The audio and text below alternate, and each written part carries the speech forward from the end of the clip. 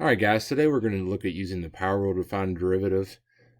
Compared to our last method from our last video, this is going to seem probably like a shortcut.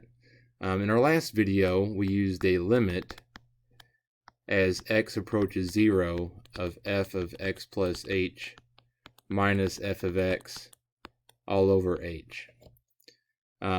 If we were to use this on this particular problem here, our answer would be in the form of dy dx equals 2x minus 2, or we could denote it as y prime equals 2x minus 2. Now, to prove that this is the answer, we can work this out. So x plus h squared minus 2 times x plus h minus 3 minus our f of x, so x squared minus 2x minus 3 all over h. And so we don't need a parenthesis, x squared plus 2xh plus h squared minus 2x minus 2h minus 3 minus x squared plus 2x plus 3 all over h. Now, if we've done this correctly, we should have quite a few terms that are going to cancel out, in which they do. So what we are left with is a 2xh plus h squared minus 2h all over h. The h in the denominator can cancel out these h's and the exponent on the h squared. So what we are left with is the limit as h approaches 0 of 2x minus 2, 2h minus 2, and when we substitute the 0 in for our h, we are left with our final answer of y prime equals 2x minus 2. Now, I told you it feels like a shortcut, and so let's look at this power rule. Now, if you compare the answer, y prime equals 2x minus 2 to the original, you might be asking yourself, how do we get from the original to our y prime, to our derivative?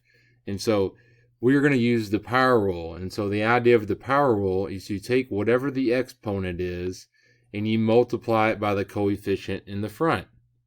And so in this case, 2x multiplies by 1, giving us the 2x. And then here it's as if there's an exponent of 1, and 1 times 2 is negative 2. Now, when you multiply that exponent to the front, you take one exponent, replace it with one less exponent. Now here, on the very back end, it'd be as if you had an x to the 0, and so 0 times 3 is 0. Now you're not going to write a negative 1. This just cancels out because 0 times anything is 0. So this cancels out, leaving us with our final answer of 2x minus 2. So if we look down here at some other examples we can run through, any constant is going to have a derivative of 0. All right. Here we have y equals x. So it has a exponent of 1, which multiplied to the front gives us 1x to the 0. X to 0 equals 1, so we just get a 1. Here, the 2 multiplies to the front, giving us 2x. We get 1 less, which is a 1, and we don't need to write an exponent of 1.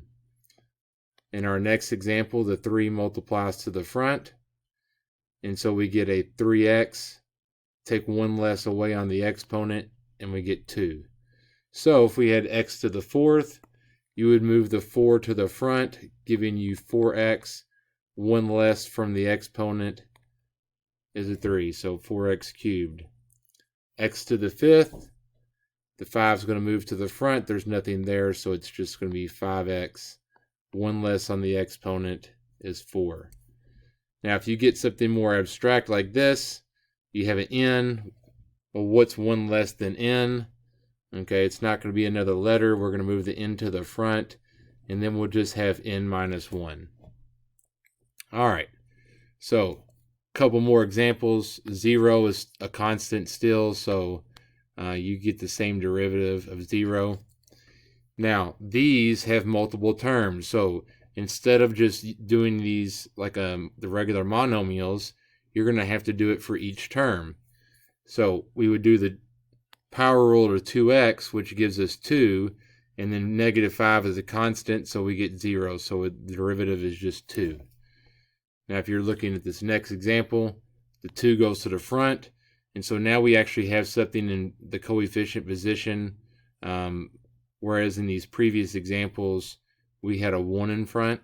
So now here we have a 6. 2 times 6 is where we get to 12x. 2 minus 1 is 1. We don't have to write an exponent. 5x just becomes 5. The exponent of 1 multiplied by the 5 just gives us 5. And then the -7 is a constant, so the derivative is 0. We look at our next example. We would move the 3 to the front, and that gives us 12x squared. The 2 multiplies to the front, giving us -14x. -8x becomes -8. And then pi is a constant, so it becomes 0. So we're done. All right, if we move on to our next example, the 4 multiplies to the front, giving us -12x to the third. On our next one, the 2 multiplies to the front, giving us -14x. And then the 9x just becomes 9. All right. So here we have 5 multiplies to the front, gives us 30, x to the fourth, just 1 less on the exponent. Multiply the 4 to the front, we have -16x to the third. 3x becomes 3. 1 is a constant, so it's going to be 0. All right, so here in our very last abstract example, you would multiply the n to the front. So we're going to have an to the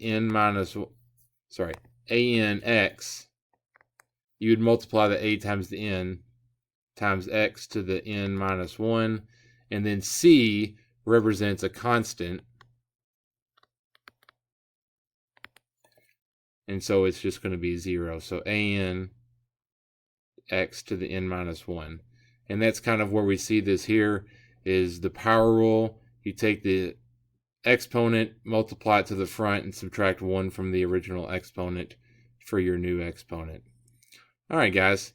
Here are a couple examples for y'all to practice. This would be a good time for you to hit pause on the video. Once you hit play, the video will scroll down and it will display the answers. All right, I hope this video helped. You guys have a good night.